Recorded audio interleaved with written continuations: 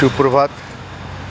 রোজকার মতন আজকেও কিছু ইতিবাচক বিচারের জন্যে ঠান্ডার সকালে এসেছি। আজকে বরং ঠান্ডা একটু কম আছে, কিন্তু ছুটির দিন বলে হয়তো বেশি লোকগুলো পাওয়ার সম্ভাবনা। তাই প্রকৃতির কাছে প্রশ্ন, হে প্রকৃতি, আমার মার্গদর্শন করুন যাতে আমি কীভাবে জীবনে খুশি থাকতে পারি। হাসলেন প্রকৃতি, বললেন, এটি খুবই সোজা উপায় ভাই, কি যেইভাবে একটি মোমবাতি হাজারো আলাদা মোমবাতিকে প্রজ্বলিত করতে পারে, কিন্তু ওর শিখা নিজে কম হয় না, তেমনি যখন আপনি আপনার খুশিটা সংসারের সঙ্গে সাঝা করে নেন, ভাগ করে নেন, তখন আপনার খুশিটা কম হয়ে যায় না, বরং এটা আরও অনেক গুণ হয়ে আপনার কাছে ফেরত চলে আসে। যখন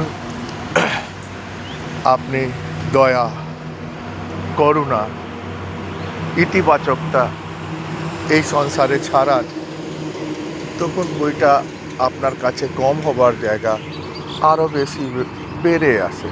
যখন একটি মানুষ যে হতাশ হয়ে গেছে, যে নিরাশ হয়ে গেছে, যে নিজেকে মনে করে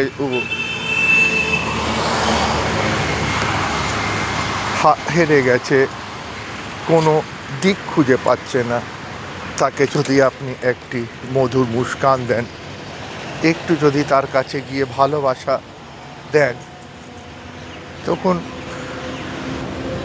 ওই মানুষের ভিতরে একটি উৎসার জন্ম হয়, ভালোবাসার জন্ম হয়, ইতিবাচকতার জন্ম হয়।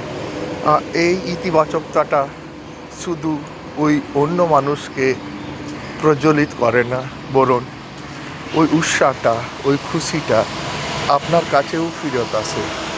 তাই বন্ধুগণ, আসুন আমরা এই ইতিবাচকতাটাকে, এই ভালোবাসাটাকে, এই দৃষ্টিভঙ্গিমাটাকে, এই প্রেমটাকে এই সৃষ্টির মধ্যে ছড়িয়ে দিই, যাতে সৃষ্টি আলোকিত হোক, সৃষ্টি উজ্জ্বলা হোক। আর রোজ এইভাবে ইতিবাচক বিচারের জন্যে চ্যানেলকে লাইক আর সাবস্ক্রাইব করুন। আপনাদের শুভ হোক। ধন্যবাদ।